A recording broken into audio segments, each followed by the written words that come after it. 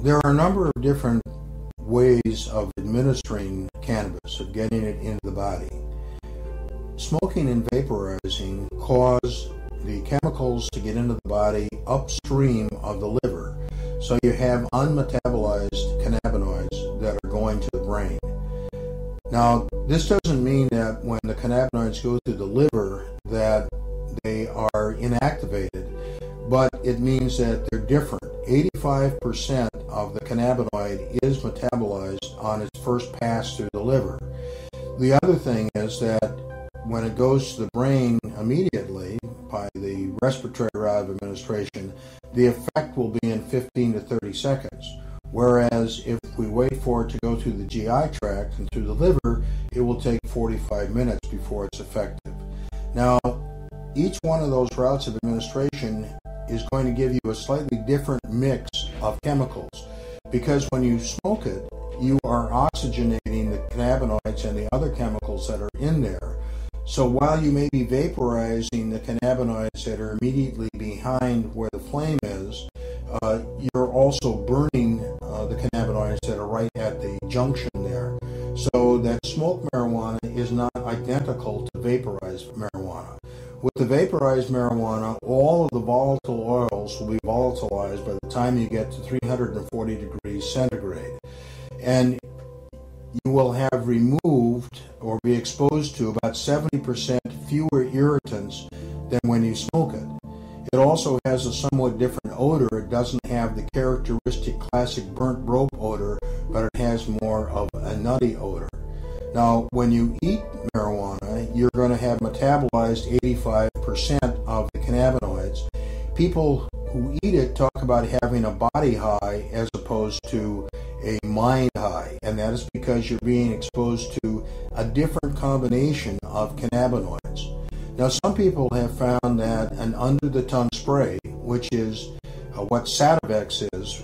Sativex is an alcohol extract of the whole plant, which combines extracts from two plants, one that's high in THC for its therapeutic value, and the other that's high in CBD to keep down the euphoria, its anti-euphoria effect. And when you spray it under the tongue, it will be effective in about 15 minutes, but it will go to the brain first before going through the liver. On the other hand, there are many people in Canada where Sativex is legal that find that they still prefer cannabis to Sativex. Now, Sativex is prescribed in Canada, and it appears as though the British government and or the Spanish government may also approve Sativex in the near future for sale as a pharmaceutical in their country. The U.S. Food and Drug Administration found that Sativex, basically liquid marijuana, was safe enough to be tested on Americans, and they approved a Phase 3 clinical study. Phase 3 just means with human beings, in December of 2005 to determine whether or not this under-the-tongue tincture spray was useful in relieving intractable pain in people with cancer. This study did not get started until 2007 and is still ongoing. There have been numerous studies with cannabis and tincture cannabis and pain that have shown that it is useful in relieving pain. Now, we've talked about under the tongue, we've talked about smoking, we've talked about vaporization. There's also the synthetic delta-9 THC can be taken orally, just like edibles can be taken. And the main problem with edibles is that it's hard to tell whether you're going to get a dose that is going to just deal with the therapeutic needs that you have, whether it's going to give you euphoria or whether it's going to give you dysphoria. And you need to have a regular supply so that you can be fairly certain that you're going to take an amount that will be the therapeutic dose and not an amount that will give you dysphoria as a side effect. Lastly, the curanderos, who are lay healers in southern Mexico and Central America, have used tincture cannabis as part of their therapeutic armamentarium for at least 200 years. The topical application of tincture cannabis is useful, particularly on the small joints, the fingers and toes, in dealing with pain associated with arthritis. And the reason for this is that cannabis is both an analgesic, a painkiller, and an anti-inflammatory. And we know this not only from the anecdotal evidence that we have, but also from thousands of studies that have been done around the world mainly with animals and sometimes in tissue culture. The International Cannabinoid Research Society has been around for about 20 years, and they have conferences each year that last for 3 days in which researchers from all over the world talk about the results that they have gotten doing basic science studies.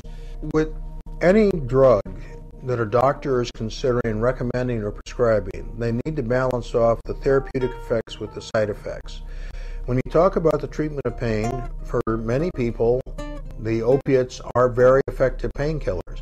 But for some people, the opiates cause confusion. They make it difficult for them to concentrate, difficult for them to drive. They don't enjoy playing with their kids or their grandkids. It causes them constipation.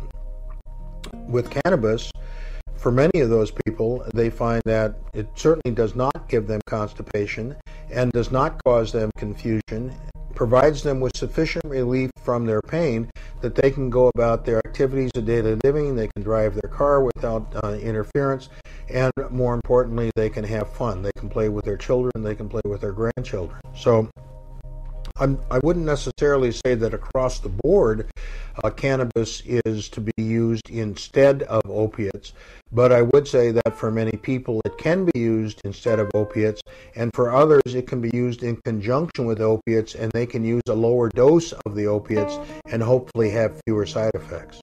Now, any therapeutic agent that we know of has some side effects, and marijuana is no exception.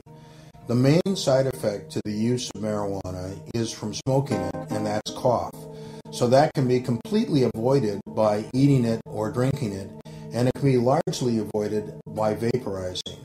One of the things that's talked about a lot is that you can have a panic reaction, and that is certainly possible. It most commonly occurs in people who are novice users, particularly if they've been exposed to a plant that is very high in THC. Another thing that people sometimes have is paranoid thinking that the police are after them. I've noticed that this is not nearly as common since it's become legal, because the police aren't after them. And so it may not be paranoia that people were experiencing, but an exaggerated perception of reality. And one of the things that we've lost as a result of the propaganda and misinformation that has been spread about cannabis is the fact that it has legitimate therapeutic value, and we have discouraged research. We have dramatically discouraged research in this country, and numerous other countries, including England, Israel, Spain, and Germany, are far ahead of us in terms of the quantity of research that they're doing on the medicinal value of cannabis. And this is particularly alarming in these economic times when we certainly could use the economic stimulus, the economic boost that would come from having pharmaceutical cannabis available in this country as it is now in Canada, and as it possibly soon will be in England and Spain. Jefferson said that this country would be in dire straits if we had laws that interfered with what we put into our own bodies. Are we not in control of our own bodies?